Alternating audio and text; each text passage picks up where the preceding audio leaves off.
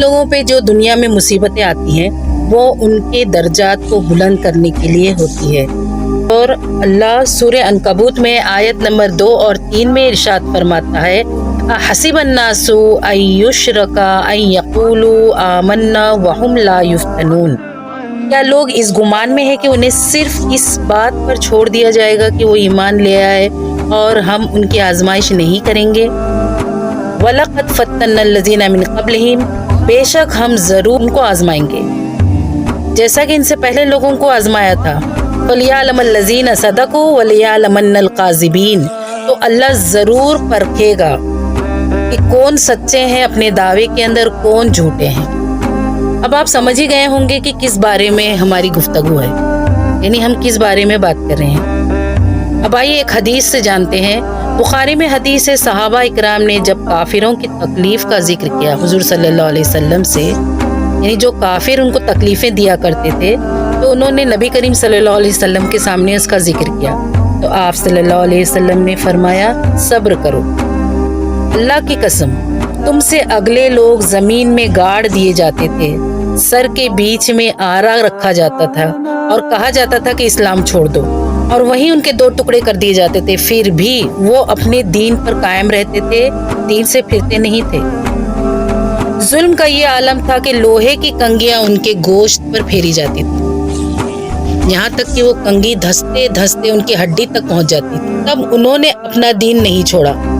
یعنی اتنی مصیبتیں آنے پر بھی، اتنی آزمائشیں آنے پر بھی انہوں نے اپنا دین نہیں چھوڑا۔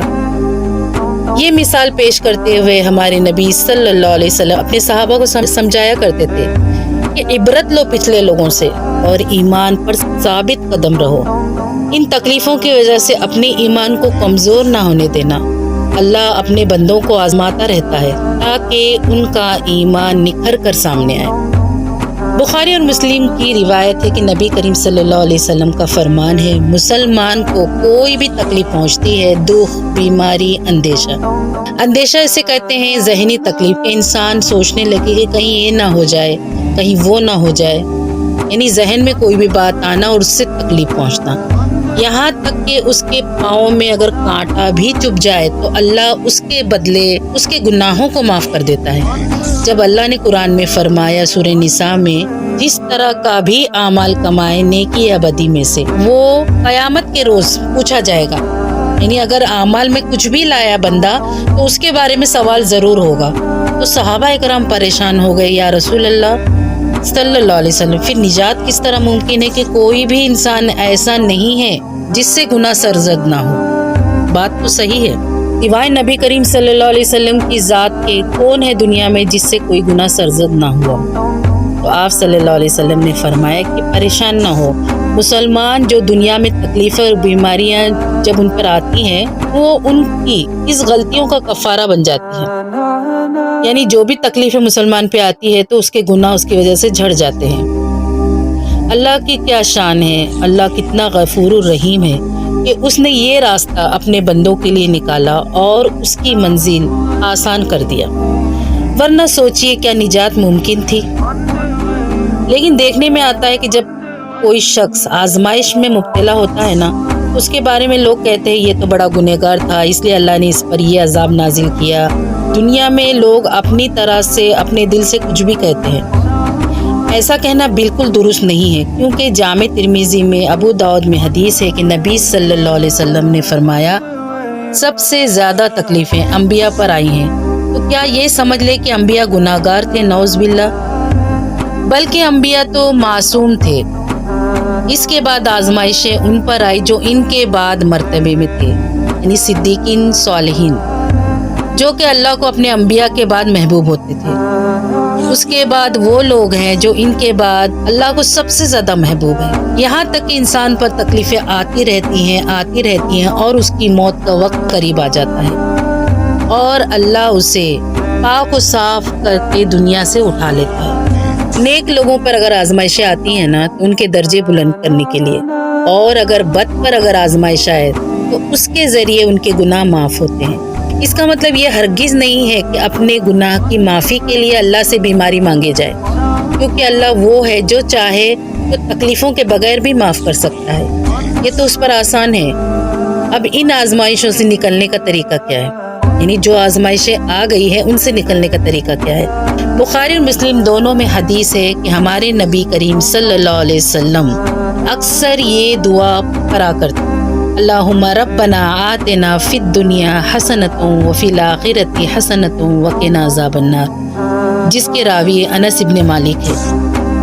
یہ حدیث بھی ہے اور سورہ بقرہ کی آیت نمبر 201 بھی ہے، جس کے معنی یہ ہے کہ اے اللہ ہمیں دنیا میں بھی بھلائیاں عطا فرما اور آخرت میں بھی ہمیں بھلائیاں دے، اور آخرت کی سب سے بڑی بھلائی یہ ہے کہ وقنا عذاب النار، آگ کے عذاب سے ہمیں محفوظ رکھ، بچا لے، آمین ثم آمین۔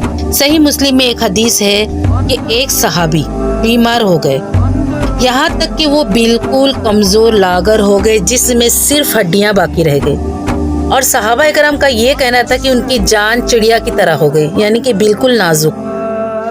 نبی کریم صلی اللہ علیہ وسلم جب ان کی عیادت کے لیے گھر گئے تو آپ صلی اللہ علیہ وسلم نے ان سے دیکھ کے فرمایا: تو اللہ سے کیا مانگتا ہے؟ اس نے کہا: میں اللہ تعالیٰ سے یہ دعا مانگتا ہوں کہ اے اللہ، جو تو نے مجھے آخرت میں عذاب دینا ہے نا، وہ دنیا ہی میں مجھے دے دے۔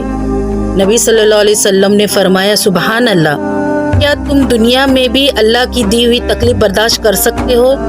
تجھے تو چاہیے تھا کہ تو کہتا: اللہم ربنا آتنا فی الدنیا حسنۃ وفی الآخرۃ حسنۃ وقنا عذاب النار، یعنی دنیا اور آخرت کی بھلائی تو مانگ لیتا۔ کیوں اللہ سے ہم غلط گمان رکھتے ہیں؟ ہمیشہ اللہ سے اچھائی کی امید رکھیں، انشاءاللہ ہمارا معاملہ آسان ہوگا۔ جو بھی ہونا ہے آگے اللہ اس میں آسانی فرمائے گا اور بہتری فرمائے گا، کیونکہ اللہ فرماتا ہے کہ میں اپنے بندے کے گمان کے قریب ہوں، جیسا میرا بندہ مجھ سے گمان رکھے گا ویسا ہی میں اسے دوں گا۔ شرط یہ ہے کہ اعمال بھی اچھے ہوں۔ ہمیشہ یہی کہیں کہ اے اللہ، نہ ہم تیری آزمائش کے قابل ہیں اور نہ ہی تیرے عذاب کے قابل ہیں، ہمیں بلا حساب و کتاب جنت میں داخلہ دے دے، آمین۔ ہمیشہ اللہ سے خیر کی امید رکھیں، یہ کبھی نہ کہیں کہ اللہ نے مجھے ایسا ہی کرنا ہے، میرے ساتھ غلط ہی ہونا ہے، ایسا ہرگز ہرگز گمان نہ رکھے۔ اپنے بارے میں اچھی امید رکھے، اور ایک بات، اور کسی کے بارے میں بھی نہ کہے کہ یہ اتنا گنہگار ہے، دیکھنا اللہ اسے کبھی معاف نہ کرے گا۔ اس کے بارے میں تو اللہ کہے گا کہ تو کون ہوتا ہے میرے بارے میں فیصلہ کرنے والا، کہ میں کسے بخشوں گا اور کسے سزا دوں گا؟ تو مجھ پر حکم چلا رہا ہے، جا، میں نے اسے معاف کر دیا اور تجھے دوزخ میں پھینک دوں گا۔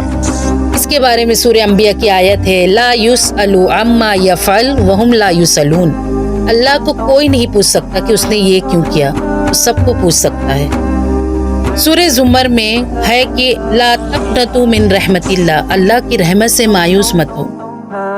اب اس کا ایک اور پہلو ہے، اتنا بھی رحمت کر کے ایسے نہ بن جائے کہ اعمال کرنا ہی چھوڑ دے، بلکہ رحمت سے دھوکہ نہ کھائے، بلکہ اعمال کرتے ہوئے اللہ سے اچھی امیدیں رکھے، جیسا کہ حضرت ابو بکر صدیق نے حضرت عمر رضی اللہ تعالیٰ عنہ سے کہا تھا کہ اے عمر، جب تو جنتیوں کی طرف دیکھے نا تو دعا کرنا کہ میں بھی ان میں شامل کر دیا جاؤں، اور جب تو جہنمیوں کا ذکر سنے تو اللہ سے پناہ مانگنا کہ اے اللہ جہنم سے بچا لینا، جہنمیوں میں سے نہ بنا دینا، یعنی بین الخوف والرجا۔